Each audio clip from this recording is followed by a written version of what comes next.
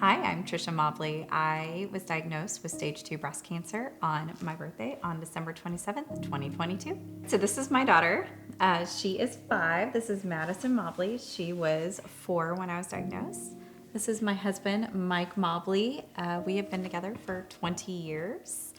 And my son, Ethan Mobley, he's 9 now, but he was 8 when I was diagnosed. As you know, after you do a biopsy, you're just super nervous and anxious, and I wanted something to take my mind off of it. My husband asked me, well, what do you want to do for your birthday? And the only thing that came to my mind was, let's go ride some roller coasters. That will for sure take my mind off of it. So we get to Six Flags. And it was actually a perfect day. The park was empty, the weather was decent for, a December day. And me and my son were riding the teacups, and I saw my phone ring, and I would never have guessed they would actually call me on this day and when I was on the teacups. So they called, and, again, my head was spinning. Could not believe what she was telling me. But in that moment, I just knew, all right, we're gonna get this. We're gonna fight this. We got this. So for me, I don't like the teacups because it makes me sick.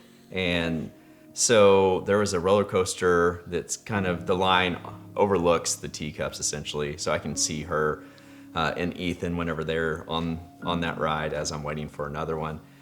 And I saw her answer the phone on the teacups, which seems kind of unnatural to pick up the phone. So I knew it had to be something kind of serious. So I automatically had a bit of a sinking feeling in my stomach whenever I saw her pick up the phone from the line. And then she finished the ride and then walked over and then gave me the news. So it was a bit of a shock. But in that moment, we had the kids around us. So it was more of a, just a head shake, a little nod. We just kind of talked to each other via body language. So when I found out the news, immediately, I don't know if it really hit me, the totality of everything that she was going to have to go through. But my first reaction was immediately what do we need to do to solve this problem? And I think as most men will, that's kind of an immediate thought is, how can we fix it? And so that's where my mind went to. And so that is kind of the journey I took emotionally, is to just think about what we could do to fix it and what's the next steps. And I think that some of the other kind of deeper emotions along with it came later as you start to think about it and realize, the role that I need to take is more of a supportive role than a person of action. So anyways, that's kind of how my emotions went from the beginning, and then they changed kind of throughout the process. We definitely hit the ground running. Trisha is not known for her patience when it comes to taking action on stuff like this. We had just, as soon as she found out that she could potentially have an issue, we rushed down to Houston to go get scans done because they had better availability. And then as soon as she found out, she automatically started contacting people, and we're talking to doctors immediately and forming a plan. And so that did, taking the actions as quickly as she did, I think helped just kind of narrow your focus on what you need to do to accomplish beating the cancer. We wanted to wait until after my double mastectomy so we could get a full picture. So we knew exactly what we were going to tell the kids. As most things with this whole process, we kind of winged it a little bit, I would say. We talked about it beforehand. We did talk about how it we wanted beforehand. to present it. But with anything, I'm always a person that's like, I want to give a positive. Like, if I'm going to do a negative, I want to follow it up with a positive. So how can we do this in a positive light? Because mommy was going to be okay. And we wanted to make sure that the kids knew that mommy was going to be okay. And so we talked about, just amongst, beforehand, kind of what our game plan is. But we ended up doing it on Valentine's Day, just because that's a fun holiday. So we got the kids around and we told them, mommy is sick. But we wanted to clarify because my father had a different type of cancer. So we wanted them to know that mommy has cancer, and I didn't want to sugarcoat it. I wanted them to know, and that I'm going to be okay, and this is what's going to happen. And I clearly, like both of us, we clearly lined out what was about to happen, just so that they knew, because kids know what's going on, and I didn't want them to think that we were hiding anything from them. So we were very truthful that I'm going to get some treatments. It's going to change the way mommy looks. Her hair might fall out. Mine too. And I'm not going to be able to it's going to make me a little weaker. So I'm going to need a little extra help around the house, which Ethan provided all the muscles. And, so we basically lined it out, but we said at the end of this, when we're all done, and after I get to ring that bell, we get to go put our Mickey ears on, and we're all going to Disney. So that was our goal. And I think it's so important that when you tell your kids, I just think it's so important, put that goal. We're all goal-oriented people. So find something to look forward to at the end of it, whether it's a staycation or you go to your favorite restaurant or, big, small, whatever it is. You have to have that goal, something to look forward to. So you could say, I had a checklist going, and every treatment, every procedure I had, I put a big old green check mark right next to it, so that the minute I checked that last box, that was our sign. The next check box was our trip to Disney. And that, I feel like, for me, it gave me just that extra motivation. And then also for the kids, it was, okay, 2 more left, and we're going to Disney. So it just gave everybody that oomph, and on our hardest days, just something to look forward to. Has mommy's cancer stopped us from doing fun things? No. Have we been able to make lots of fun memories? Yes. She would either get a hold of my Post-it notes, so I would come out and there would be Post-its on my door. She would line them on my office. She would put them on my computer. Because I was very fortunate, I got to work from home. So when there was no better feeling than like going into your office and having like a little sweet note waiting for you when I logged in every day. But yeah, she would just randomly, she wouldn't say anything. She would just come and she'd drop it and walk away. And I would just there would be little notes that she would leave me all over the house. She definitely is very sensitive to, how everyone's doing in the house. And, she'd always, again, is just sensitive to their feelings. And both kids did what they could to try to make everybody feel better. And Ethan was a huge help. He was my right-hand man. He would help me if I needed anything. He made sure I wasn't lifting anything heavy. But he was always there to help me with whatever I needed. And he would always come in and ask me what I needed every single day. So it definitely gives you a different perspective on life in general, and kind of learn to not sweat so many of the small things. I think another part that has helped me grow as a person is basically giving people grace, giving myself grace, because we've all have these imperfect moments, right? Where we're just not perfect people, and we're all going through something difficult in our own way. And so we just need to kind of understand that. And so I had to learn to be better at that for my family. And then also, as we've progressed past some of her recovery options, I've learned to give people that I just meet on a regular basis a little bit more grace, because you don't know what they've gone through in their everyday lives. So it's really helped me grow as a person. And one of the things that they don't tell you is chemo might put you into menopause. And I didn't know that. And I may have been having some mood swings. Michael was sitting on the couch and he moved my pillows out of the way. And I may have been irrational about the placement of said pillows on the couch. That was not the brightest sunshine moment for me. I would say there was a lot of difficult times, right? And I just kept on having to remind myself, like, man, she's gone through, such a hard time. She's going through these treatments. She can't sleep well, just checking off all these boxes in my head of like what challenges she's going up against. And I'm just biting my tongue as much as I can, and which is not easy for me. So anyways, whenever you go through all of that, it just helps to take a step back, take a deep breath, and understand these are all small things, and let's just do what we need to do to get to tomorrow, and you just take it one day at a time until you get through all of it. And eventually, it does get better. There is light at the end of the tunnel, and like I said, now we're I wouldn't say 100% back to normal, but we're getting there. We're getting closer every day, and I couldn't be happier with my life.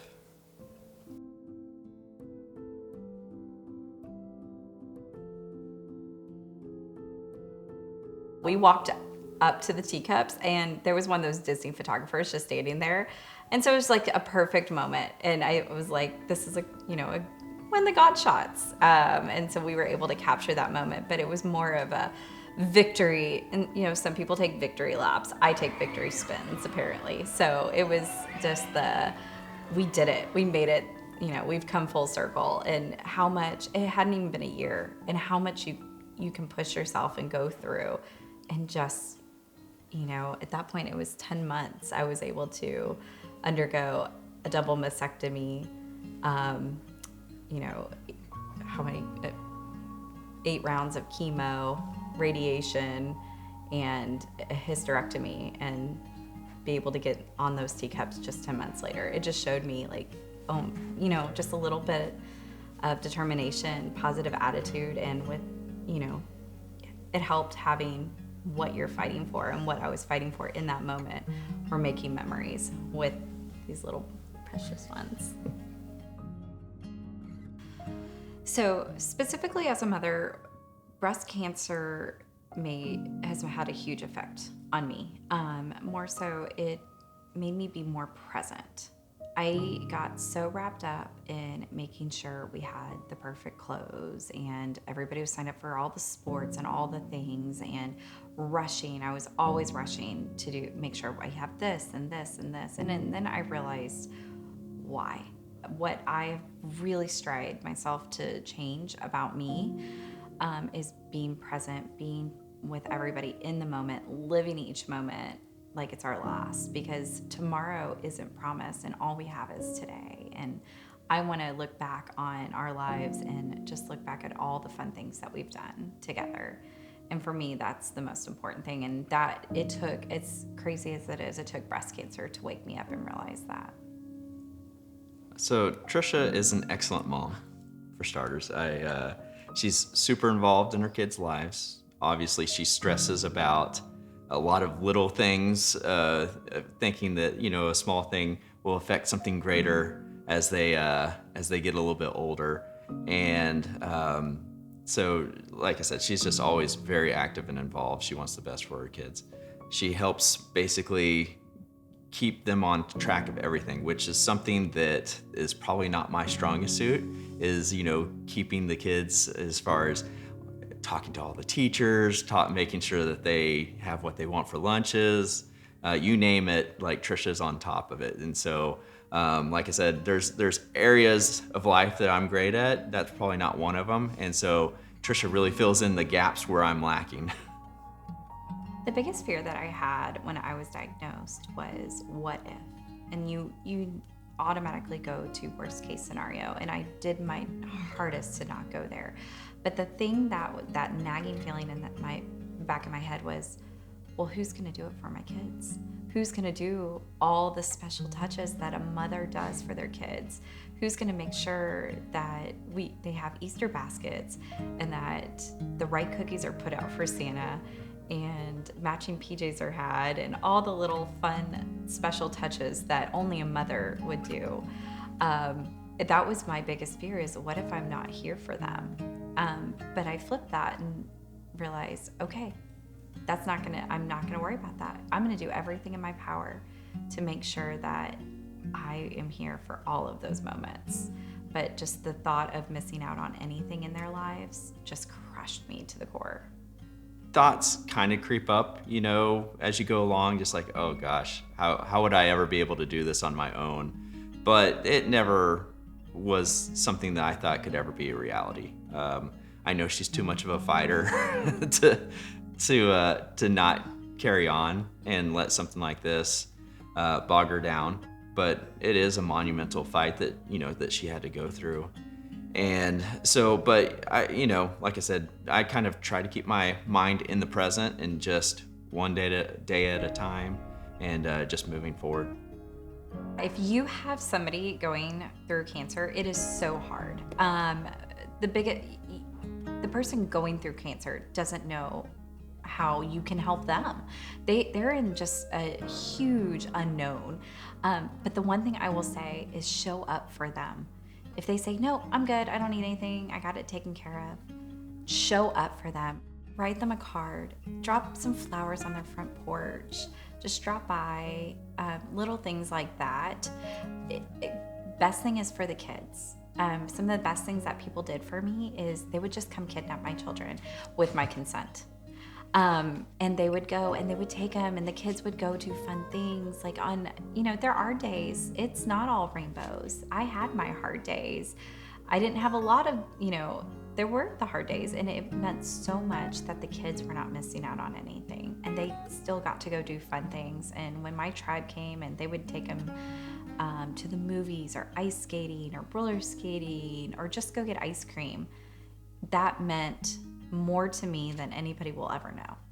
It was just those small acts of kindness that will stick with me forever. The thing that I didn't realize I needed so much was finding that group of girls that are going through it with me. There's so many people out there that you don't know about until you're diagnosed.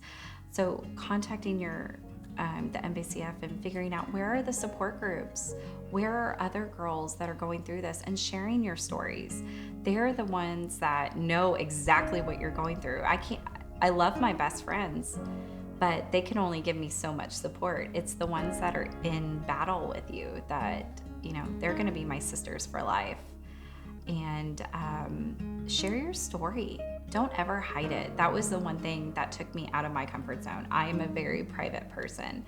And then overnight, I just got this feeling that God was telling me, share your story, be there for others. And so I was an open book through this whole thing. And it didn't scare me. Like, I thought when I would tell somebody I have cancer, I would immediately start crying. I didn't get that feeling. I'm excited to talk about it in a weird way. I want to share my story, and I'm hoping that sharing my story, it's going to inspire somebody else to share their story. And then who knows who they can help too. If you've been diagnosed with cancer, I just want you to know that you are loved, that you are strong, and you can do this. Hold your loved ones every single day, give them kisses, make those lunch appointments, answer those phone calls that you used to be too busy to answer, do everything, live in the moment. Just know that you are a fighter and you are going to get through this. And when it's all over, you are going to be such a better person. You are going to be stronger. And most importantly, you are going to be more beautiful than you ever were. So hang in there. You got this. You're an amazing mom and you're an amazing woman. And we are here for you and will always help you fight every step of the way.